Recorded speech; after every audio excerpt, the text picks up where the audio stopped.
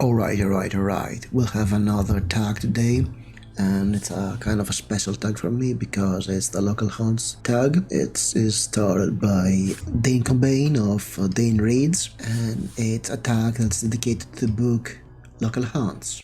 Kind reminder that Local Haunts, the HorrorTube Anthology, where I participate in, is currently available for order, either as an ebook or as a paperback.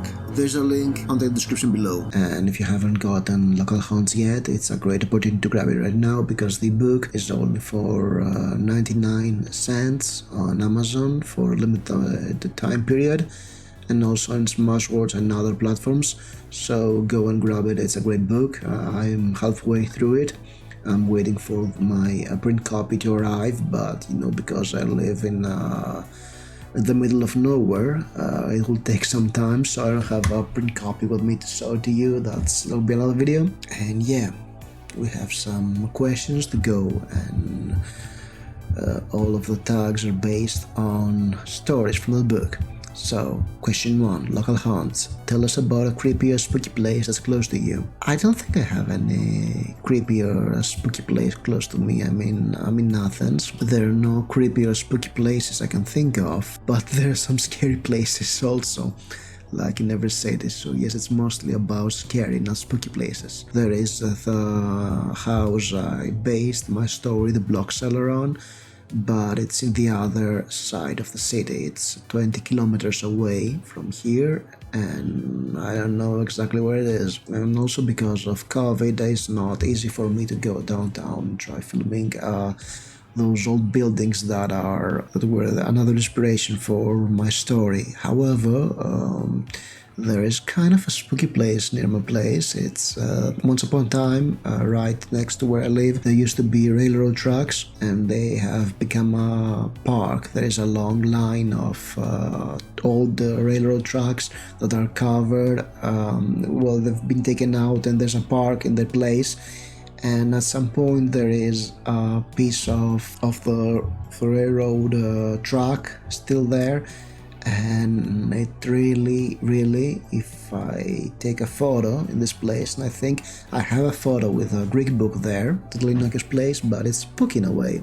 It's great for spooky photo shoots. And I think my copy of Local Haunts will be shot there too. So follow me on Instagram to say it. Okay? Alright.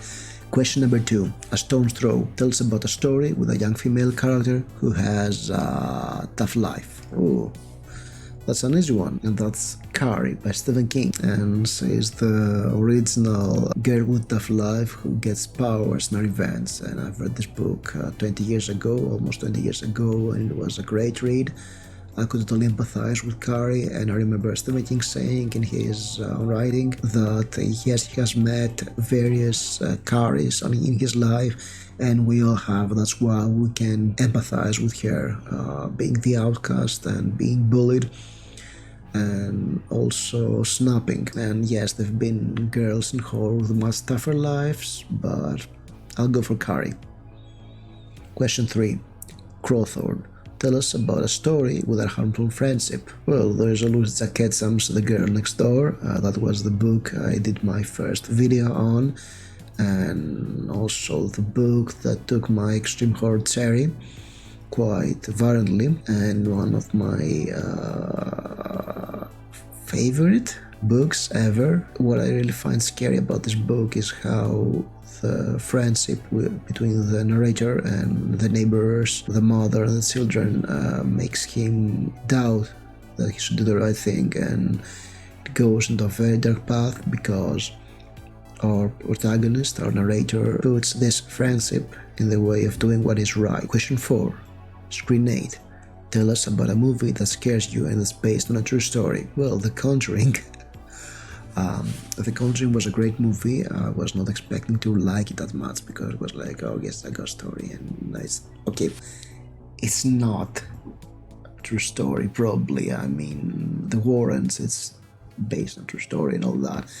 But this movie was really good, and I enjoyed it a lot. It was a clean Christian horror for the entire family, and it was so well made, so well timed, so well edited, and performances were good. It really got me, and I really like this movie a lot, and it's based on a true story. Question 5. The Mount of Death. Bear me. Tell us about a story where a drink plays a role in the plot. Well, yeah, more Stephen King, and I have not read the book yet, and it's The Signing. But yeah, the drink in the bar is really important. Whatever, I'll go with The Signing, but I have not read this one yet, so I cannot say any more than that. I've only watched the Kubrick movie, and I know that doesn't count as reading the book too. Question 6. The Blocked Cellar. And that's my story. Tell us about your favorite horror, paranormal, or true crime YouTube channel. Favorite horror channel? That's tough, really. I cannot think of only one channel, but channels I enjoy in HorrorTube, definitely Hill Drifter, which is about all the horror books, which I like a lot. I like Guess in Wonderland and Guess Book Cemetery. She's doing both a booktube channel and a horror channel about movies. I really enjoy Regina's Haunted Library because she's the editor of this anthology, and I get to enjoy most of the horror channels that most of the people that are in this anthology.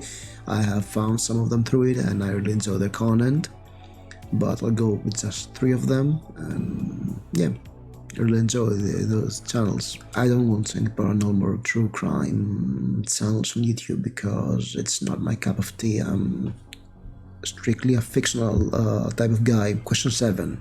The Night Watchman. Tell us about a story that's set partially at night. Night in the Lost of October by Richard Lehman. And this is one of the Lydia of Typical Books did a great also mentioned this book, and yes, he's absolutely right. I had a review about this book quite some time ago when I read it, but I think last year. There should be a card up there, and it's really a book about walking alone at home, walking alone at night, and the weird stuff you'll see there. It was it's a Lima book, so you know there will be cannibals, there will be evil rapists, and there'll be a lot of sex, but it was one of those stories that was it had a strange vibe, and yeah, I think that's one of the must-read night stories. Question 8.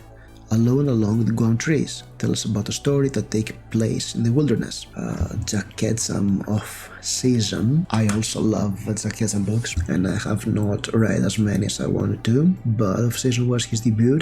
It's a cannibal story. It's about a group of tourists that go to a house in the woods, and they're attacked by a tribe of cannibals, and it's a totally insane, violent book. I've heard that it was so offensive when it came out that somebody bought the rights and it's sitting on them, so it will never be a movie or something in this vein, and it's totally insane. It was a revelation back then, I guess, because Jack Ketchum was visiting Grindhouse movie theaters, and he was seeing the movies played there, and he was like, what if I wrote a book that is sort of like that? And he did that, and it's absolutely insanely violent, and yeah, it's not for the faint of heart, but you should definitely read it, along with The Girl Next Door, which is even worse, believe it or not. Question 9. Highway Hell. Tell us about a story that involves music. I have to go for some Lovecraft, I guess, and the music of Eric Zahn is definitely the archetypical music horror story. It's about a violinist who is playing some alien melodies and stuff happen, and it's really it's a Lovecraft story. And okay, when we get to me doing the scariest book ever, the book that really scared me, Lovecraft is there with his everything, because for some reason Lovecraft always gets me. This story is no exception. It's a great story, and it's really short, it's in the public domain, so read it if you haven't. Question 10. At the end of the row, tag some booktube and or HorrorTube friends.